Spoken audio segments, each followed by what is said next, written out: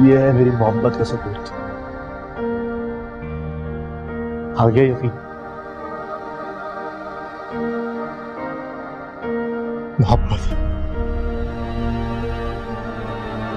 एक ना खत्म होने वाला एहसास का नाम है, और मैं इरम से मोहब्बत करता था नहीं, आज भी करता हूं। और ये बात मैंने आपको इसलिए नहीं बताई, आप कर देते अपनी बहन का रिश्ता मुझसे?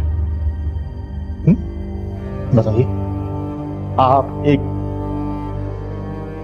यतीम और एक सड़क छाप के हवाले कर देते अपनी बहन को? यकीनन नहीं करते हैं।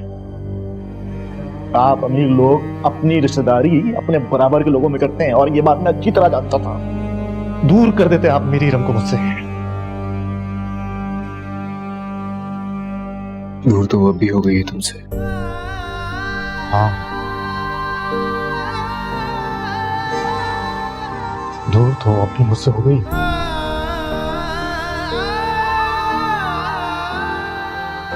वो मुझसे दूर हो गई है,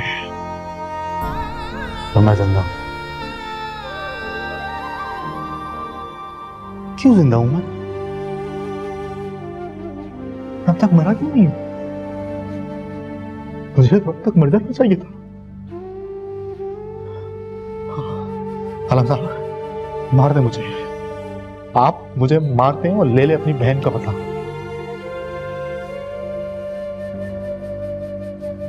जब से इरम गई तकलीफ में हूं, आजाद कर दे मुझे इस तकलीफ से। नहीं रह सकता मैं इरम के बिना इस तकलीफ में।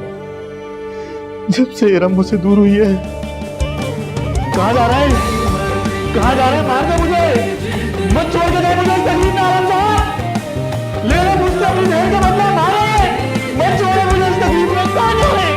इधर आ आलम साहब, इधर आ जा आलम। मत छोड़ के जाओ मुझे इस तकलीफ में। मुझे मत छोड़ के जाओ, जितना गोली मार दो मुझे।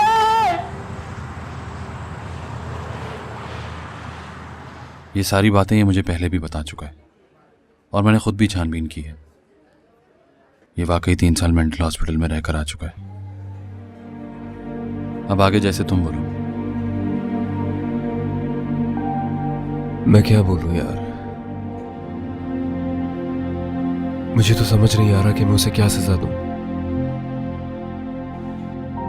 क्योंकि वो भी मेरी तरह पहले ही सजा काट चुका है।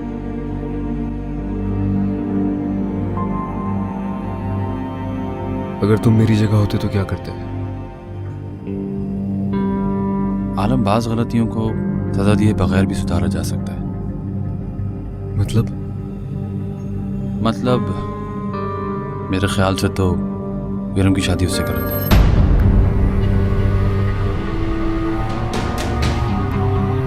क्या? मैं तेरी जगह होता तो यही करता। आलम, हमारे माशरे का यह अलमिया है कि शादीशुदा औरत को मर्द का साथ मिल जाने के बाद 7 खून भी माफ कर दिए जाते हैं। और इरम के साथ जो कुछ हुआ, उसके बाद कोई भी शरीफ घराने का लड़का उसका हाथ नहीं थामेगा। मैं जानता हूं तेरे पास बहुत दौलत है, लेकिन इसके बावजूद भी तू अपनी बहन की खोई हुई इज्जत उसे नहीं लौटा सकता। अगर एक बार शादी हो जाए तो दुनिया को कोई भी कहानी सुनाई जा सकती है। तो ये कह सकता है कि 4 साल पहले इरम और अम्माद ने छुपकर शादी कर ली थी। तू उनसे नाराज हो गया था तो वो शहर छोड़कर चले गए थे, और अब जब तू उन्होंने माफ किया है तो वो लौट आए।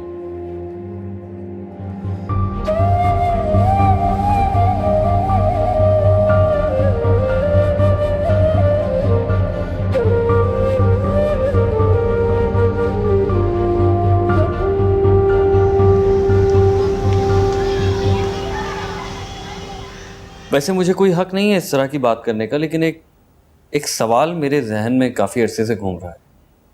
कैसा सवाल सर? मिस मरियम कैसी हैं? जी जी सर, कुछ किया उन्होंने? नहीं, कुछ किया नहीं है, लेकिन उनका रवैया, मैं जानना चाहता हूं कि माजी में कहीं उनके साथ कोई हादसा पेश आया, नहीं, ऐसी कोई बात नहीं है सर। दरअसल मिस मरियम रिजर्व नेचर की हैं। अब मेल स्टाफ के साथ तो उनकी बिल्कुल भी नहीं बनती।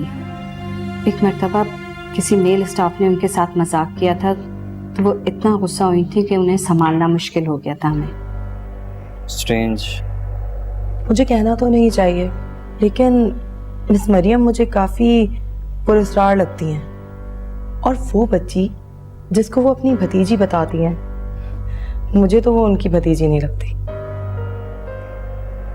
फिर क्या लगता है आपको? सर, मुझे वो उनकी बेटी लगती है। जी? मिस हेरा, आप किस तरह की बातें कर रही हैं? हम ना उनकी भतीजी है और मरियम इतनी बड़ी उम्र की नहीं है। मैडम, क्यों नहीं हो सकती? हो सकती है।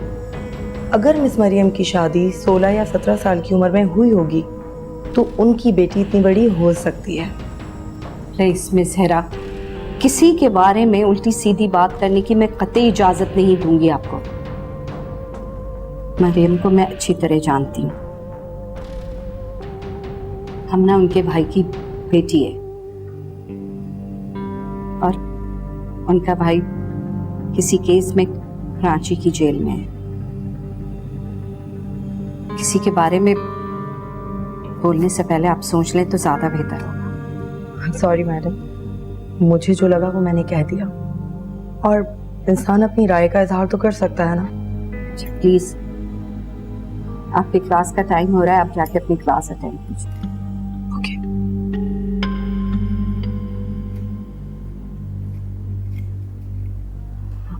I am so sorry sir. दरअसल मिस हेरा की नेचर ही ऐसी है, वो किसी के भी बारे में कोई भी उल्टी सीधी बात कर देती हैं। It's okay.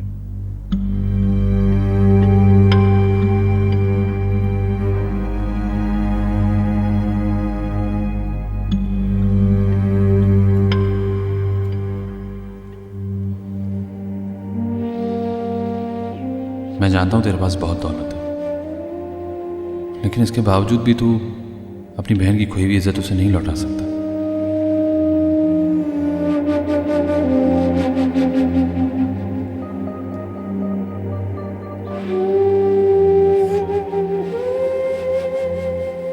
बेटा, खाना क्यों नहीं खा रही हो?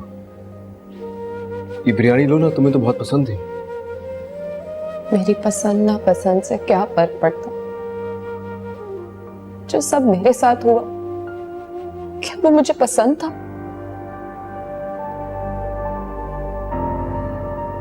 इरम, बेटा, अब तुम अपने घर में हो।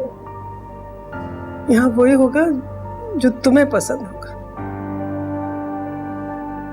मैयत को जितना जल्दी हो सके दफना देना चाहिए, नहीं तो मैयत पे भी अजाब होता है, उसके घर वालों पर भी। बेटा, ऐसे नहीं कहते। कैसी बातें कर रहे हो तुम? अल्लाह न करे मेरी उम्र भी तुम्हें लग जाए। नहीं जीना मुझे जिंदगी नहीं चाहिए। अब मेरे को क्यों समझ नहीं आता, इरम दुबई में रह चुकी है, एक लाश हूँ। जितनी मर्जी कोशिश कर लो, लाश कभी जिंदा नहीं होती। इरम, इरम, बात सुनो।